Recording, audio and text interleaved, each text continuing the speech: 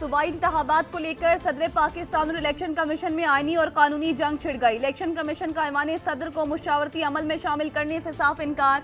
सदर के दूसरे खत का जवाब दे दिया। मामला इलेक्शन कमीशन में ज़ेर समाअत है। तहलील शुदा असम्बली के इंतखाबात की तारीख देने का इख्तियार सिर्फ गवर्नर के पास। खत का मतन।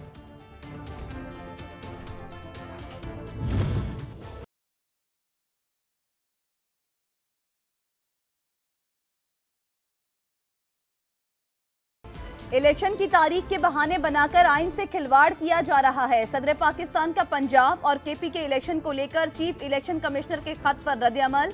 कहा, इलेक्शन की तारीख देने के बजाय मामला एक दूसरे पर डाला जा रहा है।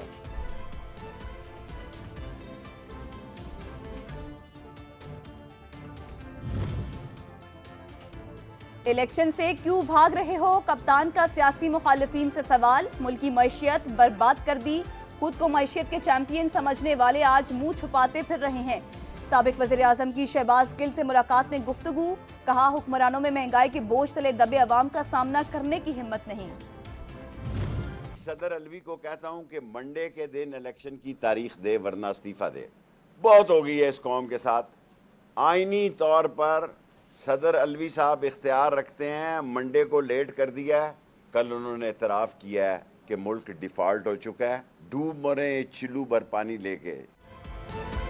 इलेक्शन की तारीख दें या इस्तीफा दें, सरबराह अवामी मुस्लिम लीग शेख रशीद का सदर पाकिस्तान आरिफ अलवी को मशवरा। कहते हैं, ख्वाजा आसिफ ने मुल्क के डिफॉल्ट होने का एतराफ़ कर लिया। मरियम नवाज कहती हैं कि मेरी हुकूमत नहीं तो फिर बताएं किसकी हुकूमत है। अप्रैल तक सियासत का फाइनल होने की भी पेशगोई। वज़ीर इत्तलात सिंध शर्जील मेमन का सदर को ईमान सदर के ओहदे और किरदार को समझने का मशवरा। कहा, सदर को टाइगर फोर्स के मेंबर बनकर काम नहीं करना चाहिए। शेख रशीद को पिंडी शहर का काला धब्बा करार दे दिया। बोले, आसिफ अली जरदारी पर इल्जाम लगाकर ये सियासत में इन रहना चाहते हैं। सबूत दें, 4 रातें कैद में ना गुजार पाए, मुआफी तलाफी करके बाहर आ गए। शेख रशीद अगले इलेक्शन में नए शिकार की तलाश में हैं। पाकिस्तान की बिगड़ी मैशियत पर आलमी मीडिया भी परेशान, मगर ये हुक्मरान मैशियत बचाने के बजाय इमरान खान के पीछे लगे हुए हैं। मुल्क की मैशियत मस्खरों के हवाले कर दी गई। जो जितना बड़ा जोकर उसके पास उतना ही बड़ा ओहदा। रहनुमा तहरीक इंसाफ फवाद चौधरी का ट्वीट में तंज। जेल भरो तहरीक से पीटीएम के हाथ पांव फूले हुए हैं। मुसर्रत जमशेद शीमा का दावा। पीटीआई रहनुमा कहती हैं, डिफॉल्ट की बात करने वालों को मुल्क दुश्मन कहा गया। ख्वाजा आसिफ के एतराफ पर क्या कहेंगे। मरियम नवाज कहती हैं, ये हमारी हुकूमत ही नहीं। 23 करोड़ अवाम इस वक्त एक दलदल में फंस गए हैं। न आगे जा सकते हैं, क्या करें, और न पीछे। एक अच्छी हुक्मरानी का दूसरा इंडिकेटर बैनुल-अक़वामी सतह पर यह हो कि अमन व अमान होता है। चले, अगर गुर्बत भी है, अमन में तो हूं। पीटीआई और पीटीएम की लड़ाई महंगाई और अवाम के लिए नहीं, कुर्सी के लिए है। अमीर जमात इस्लामी सिराजुल हक का लाहौर में खिताब। कहा, मुल्क में रिकॉर्ड तोड़ महंगाई ने पूरी कौम को परेशान कर रखा है। सियासी जमातों में सब सरमायादार, उन्हें पेट्रोल 1000 रुपए लीटर और आटा फी किलो 500 भी मिले तो कोई फर्क नहीं पड़ता।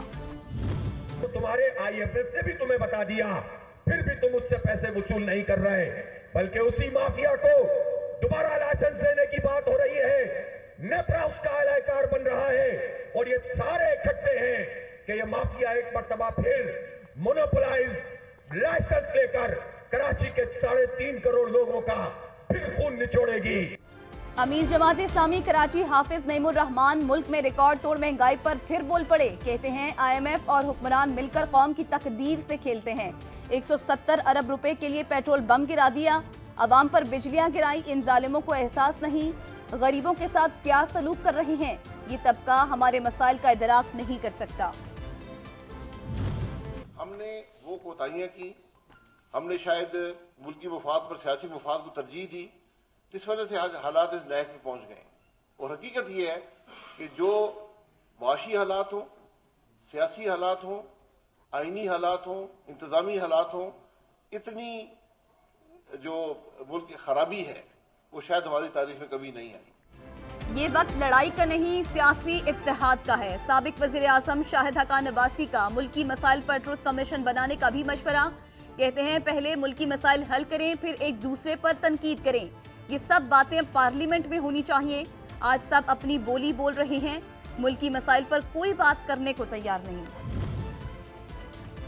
पाकिस्तानी हुकूमत IMF के नाम पर अवाम का खून निचोड़ने पर मशगूल, हकीकत कुछ और। MD आलमी मालियाती इदारे ने इंटरव्यू में कलई खोल दी। पाकिस्तान में अमीर तबके से टैक्स वसूली, सब्सिडीज खत्म करने पर जोर दे दिया। चाहते हैं पाकिस्तान की गरीब अवाम को तहफ़्फ़ुज़ फराहम किया जाए। पाकिस्तान को कर्जों की रीस्ट्रक्चरिंग नहीं, मुल्क चलाने के लिए सख्त इक़दामात की जरूरत। गैर मुल्की इदारे को इंटरव्यू। मतवालों ने रावलपिंडी में पंडाल सजा लिया। नून लीग का तंजीमी कन्वेंशन आज रावलपिंडी में होगा। पार्टी की सीनियर नायब सदर मरियम नवाज का कारकुनान का लहू गरमाएंगी। कल पार्टी की तंजीमी बैठक लगेगी। खवातीन, यूथ विंग और सोशल मीडिया से मुतल्लिक इजलास भी शेड्यूल। वजीर इत्तलात मरियम औरंगजेब का बयान। ऑडियो लीक पर साबिक सूबाई वजीर यास्मीन राशिद का अदालत की दहलीज पर जाने का ऐलान। यास्मीन राशिद की जानिब से अदालत में दरख्वास्त दायर की जाएगी। PTI रहनुमा की महमूद डोगर के साथ बातचीत की ऑडियो लीक हुई थी।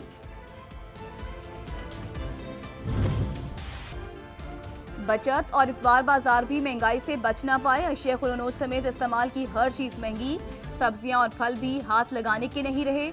आम बाजारों से आजिज शहरी, बचत और सस्ते बाजारों से भी मायूस। जाएं तो जाएं कहां, अवाम का सवाल।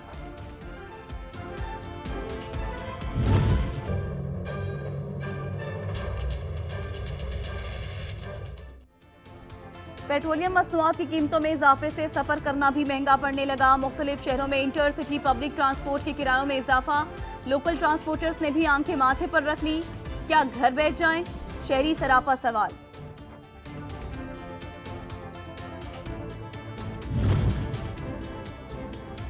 दासू हाइड्रो पावर प्रोजेक्ट ने अहम संगे मील अबूर कर लिया। प्रोजेक्ट साइट पर दरियाए सिंध का रुख मोड़ दिया गया। मंसूबे की एक डाइवर्शन टनल मुकम्मल होने पर दरियाए सिंध अब कुदरती गुजरगाहों के बजाय डाइवर्शन टनल से गुजरने लगा।